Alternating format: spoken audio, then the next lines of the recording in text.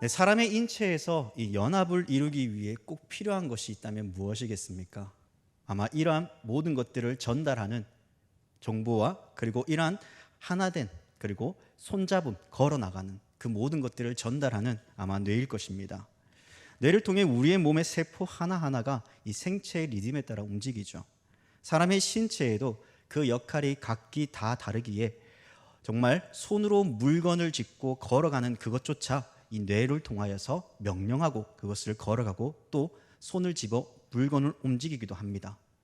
그런데 만약 이 손과 발이 따로 논다면 어떻게 될까요? 너무나 불편한 생활을 하게 되겠죠. 신체의 질서가 무너집니다. 그래서 손과 발은 뇌의 명령을 받아서 움직이되 이 질서 정연하게 움직입니다. 이 신앙의 공동체도 이와 같습니다. 각자의 역할과 하는 일은 다 다르지만 하나님 아버지 안에서 한 공동체, 한 가족이라는 연합 속에 하나님을 예배하며 살아가고 있죠. 오늘 시편 133편은요, 이 성전에 올라가는 노래의 13번째 시이자 이 다윗의 시로 알려져 있는 본문입니다. 이 시의 연도나 이 시가 말하고자 하는 원목적에 대해서 정확히 알 수는 없지만은 그러나 본문을 통해 힌트가 주어지는 것은 바로 이스라엘 공동체, 곧 언약의 공동체가 하나님 안에서 평화롭고 조화롭게 살아가는 것이 얼마나 중요한가를 알려주고 있습니다. 왜냐하면 이스라엘 공동체 안에서도 이 가족이라는 틀 안에서 아름다운 하모니가 울려질 때가 있다면 이 불협화음으로 서로 힘들게 하는 어려움들도 나타났기 때문이죠. 그렇기에 이 불협화음 속에서도 하나되게 묶어주시는 주체자가 하나님이시므로 감사의 시를 올려드리고 있는 것입니다. 하나님께서 하나로 묶어주시기 위해 이 모임은 선하고 아름다울 수밖에 없다라고 다윗은 고백하죠. 이것이 우리가 하나님 나라의 백성으로서 하나님의 선함과 아름다움 그리고 성도의 연합을 이 땅 가운데 드러내야 될 모습이기도 합니다. 그러면 다윗은 이 형제가 연합하여 동거함이 왜 선하고 아름답다라고 이야기하는 것일까요? 그리고 이 연합과 아론의 수염과 이 헐몬의 이슬의 연계성은 무엇이기에 다윗은 이러한 고백을 올려드리고 있는 것입니까? 먼저 다윗은요, 이 형제가 연합하여 동거함이 선하고 아름답다라고 말하기 전에 이 고백하는 단어가 하나 있습니다. 바로 보라입니다. 이 보라라는 의미는요, 이 화제를 전환할 때 사용되어지는 단어이죠. 이전에 제가 유치부를 담당할 때였습니다. 김두현 목사님이 유치부를 저 얼굴로? 네, 이런 분위기인데 인기 짱이었습니다.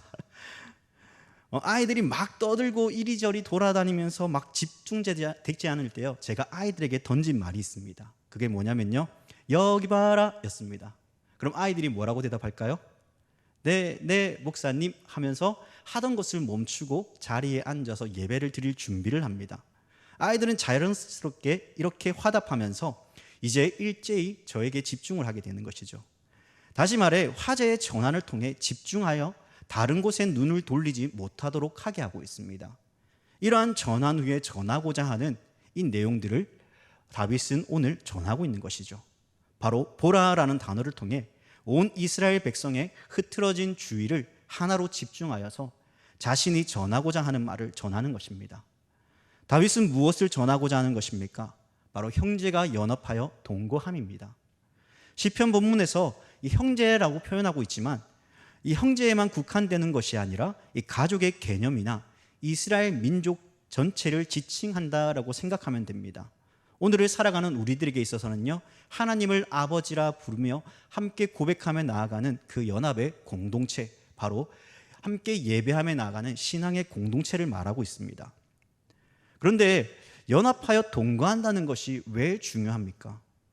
이전에 우리나라에서도요, 이 3, 4대가 함께 살아갈 때가 있었습니다.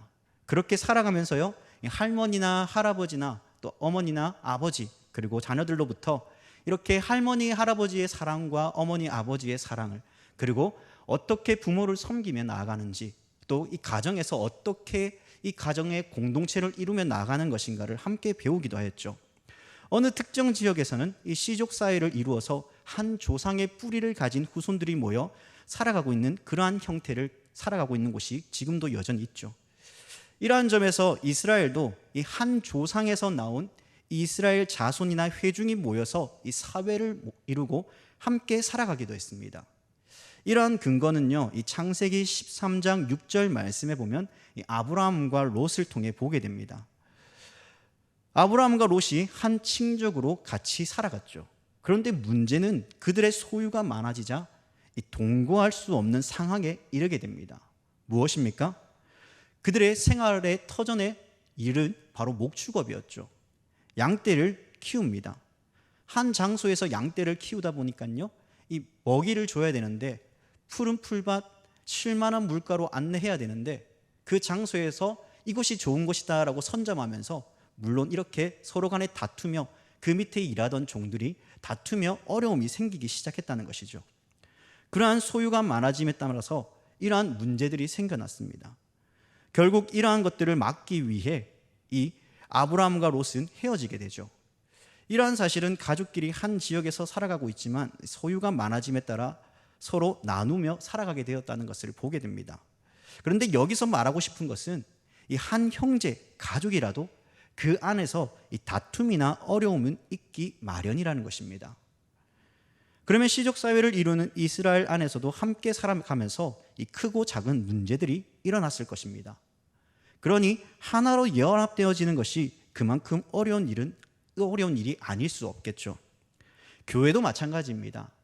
우리는 각자의 생활의 터전과 삶의 모습이 다른 환경에서 아버지를 섬기며 나아가기 위해 한 공동체로 이 교회 안에서, 이 예배당 안에서 함께 모여 예배하며 성도의 교제를 이루며 나아갑니다.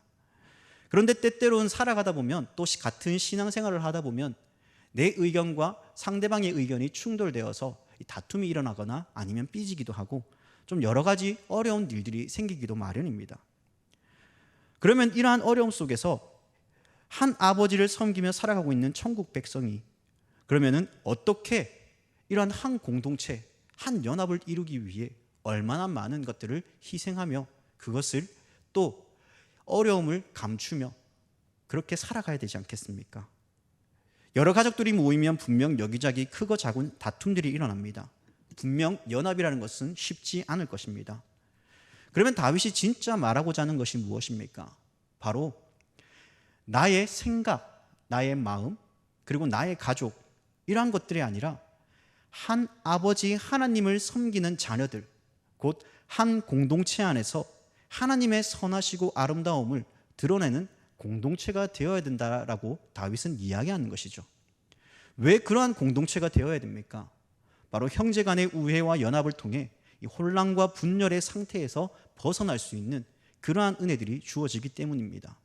나의 생각이 아니라 아버지 하나님의 말씀, 하나님의 뜻이 어디 있는가를 함께 고민하며 앞으로 나아갈 때 이러한 문제들이 조금씩 수면 아래로 가라앉고 하나님의 말씀이, 그리고 신앙의 삶을 앞으로 한 걸음 걸어 나아갈 때마다, 아버지를 바라보며 나아갈 때마다 이러한 형제의 아름다운 연합이 이루어져 갈 수 있다는 것입니다.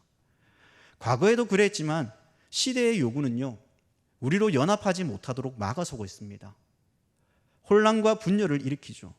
하나님의 백성들조차 이 사회적 가치관을 따라 살아갑니다. 무엇이 옳고 그른지에 대한 판단도 하지 못하도록 막아섭니다. 하나님을 믿는 백성들조차 하나님의 말씀에 귀 기울이기보다 사회적 가치와 기준을 더 존중하며 살아가게 만들어가고 있습니다. 그렇다면 다윗의 시대에는 어땠을까요? 거대한 블레셋이요 이스라엘을 삼키려고 합니다. 이스라엘 내에서도 이 다윗을 적대하는 사람들이 있었습니다. 하나 되지 못하고 징태양난의 상황 속에서도 다윗은 하나님을 바라보았습니다. 그리고 하나님께서는 다윗과 이스라엘을 위해 앞서가 일을 하셨죠. 블레셋과의 전투에서 다윗을 대적하는 민족 안에서도 이 진퇴양난에 처한 상황 속에서도 하나님께서는 다윗과 늘 함께 하셨습니다. 무엇을 위해서요? 이스라엘 모두가 연합하여 아름다운 공동체로 세워지도록 만들어 가시기 위해서 말이죠. 우리 모두에게도 이러한 상황은 언제든 찾아올 수 있습니다. 개인의 삶에서도, 가족 간의 문제에서도, 교회 공동체 안에서도 여러 어려움과 하나 되지 못하도록 막아서는 것들이 많이 나타나겠죠.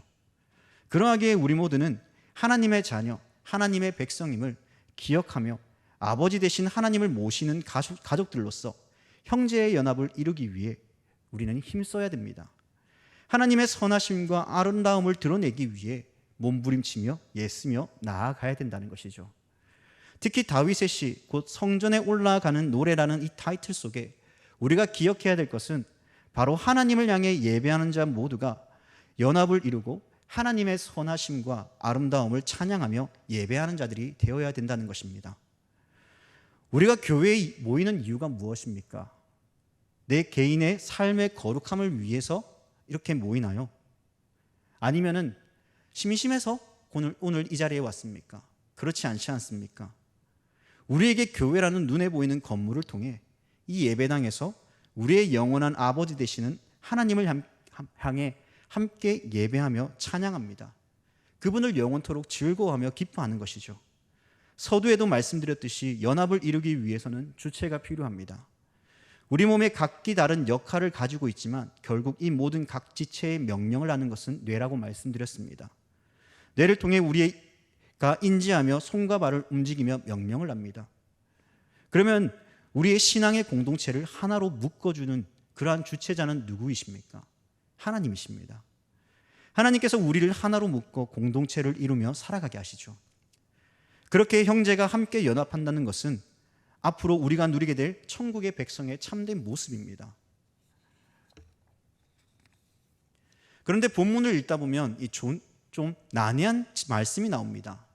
형제가 연합하여 동거함이 선하고 아름답다라고 말한 후에 이 2절에서 머리에 있는 보배로운 기름, 수염 곧 아론의 수염에 흘러서 그의 옷까지 내림같고 3절에서는 헐몬의 이슬이 시온의 산들에서 내림같다라고 이야기합니다. 먼저 이 구절을 이해하기 위해서 이 보배로운 기름에 대한 이해가 필요합니다. 여기서 등장하는 기름은요, 원어로 쉐멘이라고 합니다. 이 단어는 제의용으로 사용되어지는데 제사나 번제, 소제, 속건제 또한 제사장이나 왕의 임직식 때 사용되어진 이 구별되어진 기름을 의미합니다. 이 내용을 보면 이 출애굽기 30장 20절 말씀에 보면 하나님께서 모세에게 관유를 만들게 하죠. 여기서 관유라는 것은 성별 의식에 사용되어질 이 거룩한 기름을 의미합니다. 그리고 기름을 아론과 그의 아들들에게 발라 그들을 거룩하게 하라라고 이야기하죠. 이것을 좀 더 원어적 의미로 이야기한다면 기름을 바른다는 의미보다 기름을 머리 위에 붓는다라는 의미가 더 맞습니다. 그래서 열왕기상 19장 16절 말씀에 보면 이렇게 이야기합니다. 너는 또 님시의 아들 예후에게 기름을 부어 이스라엘의 왕이 되게 하고 또 아벨 무홀라 사밧의 아들 엘리사에게 기름을 부어 너를 대신하여 선지자가 되게 하라. 왕의 임직식에도 선지자의 임직에도 기름을 부어 그를 왕으로 삼거나 선지자로 제사장으로 삼았습니다.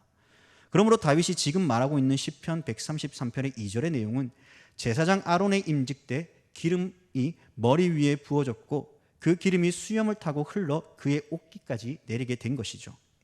그러면 다윗은 이 형제와 연합 그리고 동거 그리고 선하고 아름다움과 이 아론의 수염과의 상관관계가 무엇이기에 이러한 표현을 했느냐라는 것입니다. 이것은 레위기 8장 10절 이하의 말씀에 보면 이 모세가 관유를 가져다가 성막과 그 안에 있는 모든 것에 발라 거룩하게 하고 그 이후 12절에 아론의 머리 위에 붓고 그에게 발라 거룩하게 하였다라고 이야기합니다. 이러한 사실은 아론과 그의 아들들이 제사장 위임식 순서에 따라 이루어진 사건이었죠. 이 사건은 성막의 중심에서 일어난 일들입니다. 다시 말해 성막을 중심으로 모든 지파들이 그 주위에 둘러싸고 그들이 연합하면서 이 임직에 참여하였다는 것입니다. 이 연합의 주체는 성소였습니다. 그곳에서 공식적으로 위임을 받은 것이죠. 다윗은 이러한 관점에서 두 요소를 하나로 묶어서 하나님께서 기름을 부었고 그 중심에 하나님이 계셨고 백성들이 함께하여 하나의 아름다운 연합을 이루며 이 임직에 참여하였다라는 것을 이야기하는 것입니다. 그러면 무엇입니까? 하나님의 백성의 연합은 하나님께서 기뻐하시고 그들에게 복을 더하여 주신다는 것입니다. 그러면 아론의 수염에 흘러내린 기름이 그의 옷깃까지 내린다는 것에 대한 그러한 의문은 틀렸습니다. 무엇입니까? 바로 함께 연합하여 그 자리에 참여하며 하나님을 향해 기뻐하며 찬양하였다는 것입니다. 이와 같이 연합함의 의미가 또한 얼마나 복된가도 알겠습니다. 이러한 복됨의 중심에는 언제나 하나님이 계시기에 이 연합은 선하고 아름답다라는 사실을 알게 되었습니다. 그런데 이 헐몬의 이슬과 시온산은 과연 또 무슨 상관이 있기에 또 다윗은 이렇게 고백하고 있느냐라는 것입니다.